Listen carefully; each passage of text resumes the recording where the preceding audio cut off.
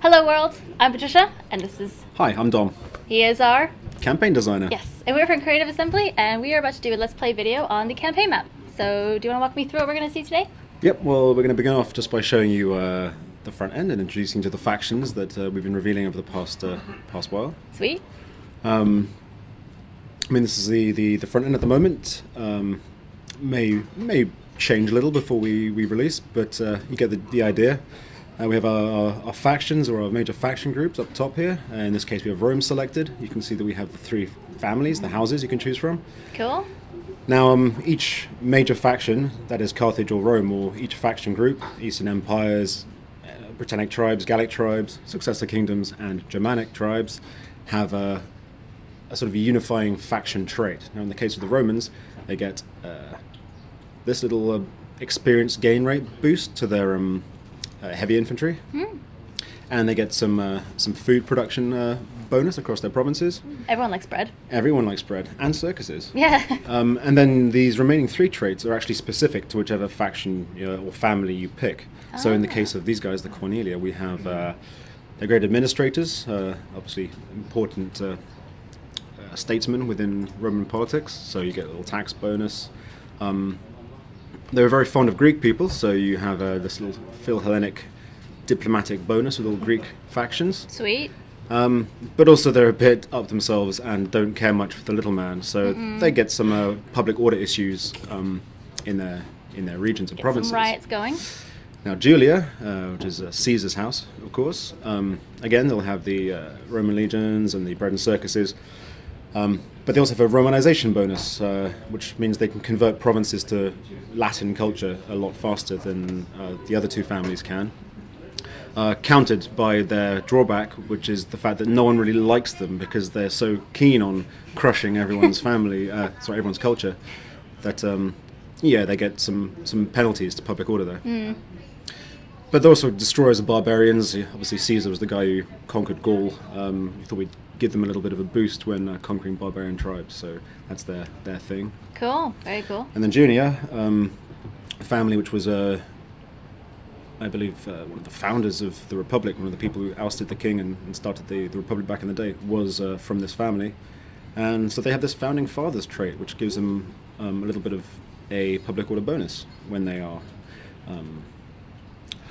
there's a strong Latin culture presence in their regions. Not very good on the political scene, so they have a bit of a penalty. It makes it a bit harder to play as them if you're looking to make friends in other factions. But like I say, you have this little bonus to your own territory, so you're all right. Not very good at making friends then. And they were sort of agrarian, like reformists, so they get a bit more cash from their farms, which is all good. And yeah, I mean, you can see something similar with Carthage. We have the Hananids, the Magonids, the Barkids, and they all have similar things. So they'll have two traits that are common to them, and then the rest will sort of change. And now we have different victories as well, right? We do indeed. So everybody has a military, an economic, and a cultural. Yep. So that's here, pretty cool. Military, control X amount of settlements, maintain a number of units, research military technologies. In the case of the Carthaginians here, they have the additional fact they need to maintain naval units rather than just any old unit, because they were known as a naval power. So that's very important. And then the economic victory, trade relations, very important. You need to hold the resources. You need to be making a lot of money to win. Research civil technologies. So would you say some victories are harder to do than others, or are they just styled differently? Well, I think it depends how your campaign evolves. The fact is, you're not actually tied into any one victory condition. You're sort of playing along. You might be thinking, I'm going to crush my enemies, and you're going for it, and then along the way you think, well, I'm actually having a very hard time of it, but I'm making a load of cash. Yeah. And I have all these important resources, and I've got these regions, so maybe I'll just consolidate and see if I can't win another way. Yeah, cool. That's cool. Are we going to take a look at the campaign map a little bit? Let's take a look. Yeah, we're going to look at a Carthaginian campaign we've got going on. Good. I'm quite excited to play Germanic, actually. Should be good. Why so? I don't know. I'm not sure. They actually have the coolest agent belongs to the Germanic. Their version of the dignitary is this staff bearer, kind of bit of a witch, really. And she has this Oh, cool. awesome cloak with like skulls and Yeah. feathers, and she's awesome. See, I really like their type of style. I don't know, it sounds a bit silly to pick a faction just from the style that they had, but I Well, no, like when them.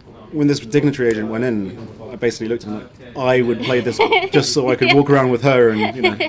Here we are. We are get this control. We are looking at we're in Mauritania here. So we sort of started all the way down here. This is Carthage, our capital. Cool. We also had a huge. colony here in Lilybaeum and Caralis, as well as a small colony all the way over in Kart Hadasht, which actually means Carthage as well, but we felt it might be confusing to have like several cities with the same name. Yeah. Now you'll Love it. notice, or people out there, keen-eyed people will notice that. Actually, no, you won't notice because obviously we've been playing for a while here. But yeah, in the start pause originally we gave this territory to Carthage. Oh, right. But we kind of adjusted it now, so we, rather than giving them the entire north of Africa, they're an interesting faction to start with because they're spread out. So here they have Carthage, they're here, and all the way over in Spain.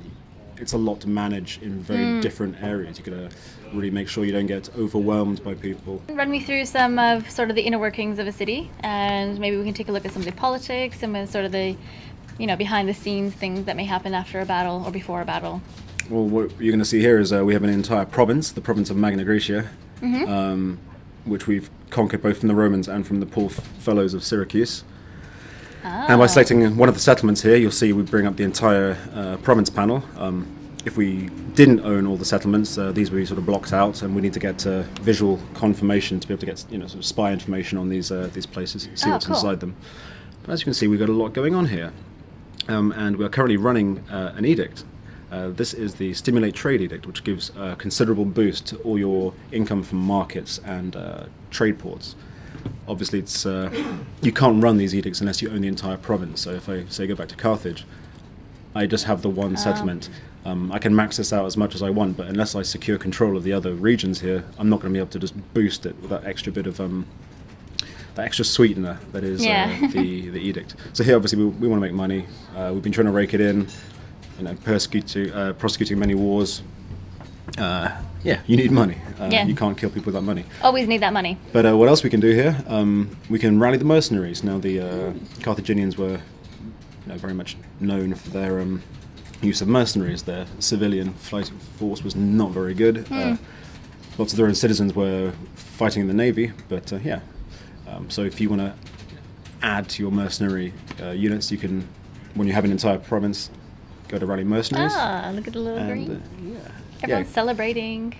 Well, in this case, they're celebrating. That's a population buff. You can see there. If it's a military buff, it'll have red confetti. And cool. if you're making lots of money, then it'll be a Gold one. gold one. Yeah, so yeah, visual confirmation. You set off your edict, you get this confetti effect. You can see it across the map in other places as well, assuming other people are celebrating. But I think these guys are cause to celebrate. Now you'll see here that the Etruscan League have actually kicked the Romans out of Rome, which is quite an unhistoric turn. Yeah. But hey, that's what this game is about. It's about creating the sandbox and exploring it. Making your own making history. your own history, or letting the AI sometimes create its own history for you. So here we are. We have the overview map, which I'm sure many of you have seen. Sorry, we don't care about unrest right now. What we care about is the map. Is the map. Yeah, many of you have seen this in the E3 video, of course. The world is huge. Massive. And see, these are all the people I know. It's actually quite tragic because, you know, you look at this list. Wow. See that Rome has been destroyed. Now there's lots of other people for us to kill, so it's not such a big deal. But look at all those people. Yeah.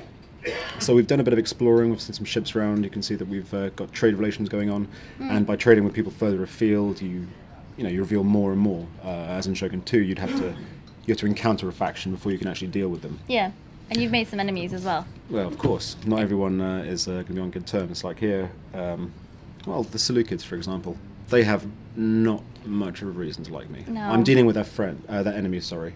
You can see I've dealt with them in the past, so they have some goodwill.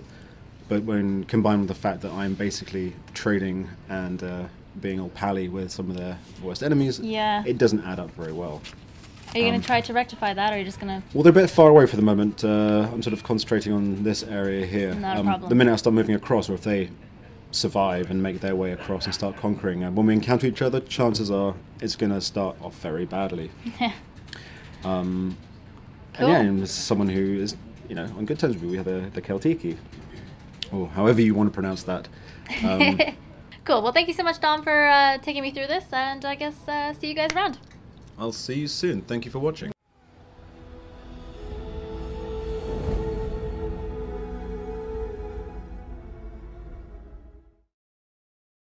Rome 2 is epic in scale.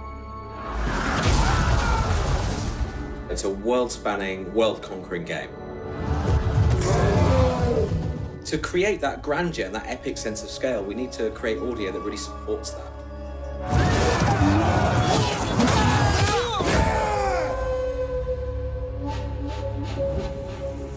So the prologue in Rome 2 is a kind of contained, narrative-driven mini-campaign that leads the player into the full campaign game. Soldiers of Rome, we have travelled far together, down a path not of our choosing. So we have Mark Strong playing the part of Silanus, who's the kind of protagonist in the prologue. Mark Strong is a great actor. He's worked in numerous films, Kick-Ass, Sherlock Holmes. Mark is perfect for the role. He's got power and gravitas. You can just feel the strength in his voice when he delivers a line. Fate and the cruelty of man compelled each of us to draw our weapons, stand back to back, and defend our lands against the common foe. He kind of starts off as a mid-rank Roman commander, and then as the prologue progresses, he sort of rises up in rank to eventually become a proconsul. He's a very accomplished military commander, the kind of guy you would follow into battle. Although interesting in the game, the more successful he becomes and the more power he accrues, he seems to fulfill that old saying that power corrupts and absolute power corrupts absolutely. It is clear that evil left unchecked will always find Rome. It's very important you understand the character you're playing in order to give the game some life. We shall forge our destiny together! If you're trying to find a way to give him gravitas and make him believable, you've got to make the lines sound like somebody who you would follow into battle. We did not seek this war. It is our homes at birth. So I've given him a kind of gravelly strength. He definitely draws the player into the game right from the start. He sort of builds up his character really well, and just kind of the weight and command in his voice works really well. My work this morning, there's been a lot of rallying call to battle, so as far as I'm concerned, Romans spend most of their time fighting, it seems to me. For Rome!